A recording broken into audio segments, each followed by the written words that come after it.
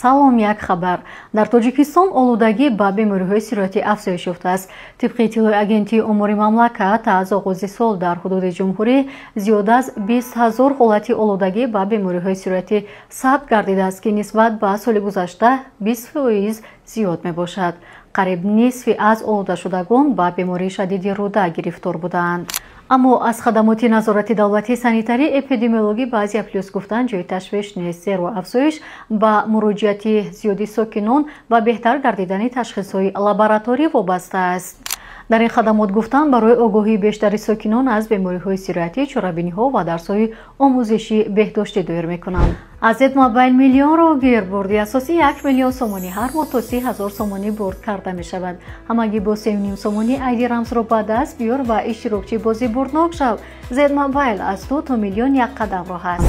хабарҳои бештар дар телеграм канали Азия Плюс.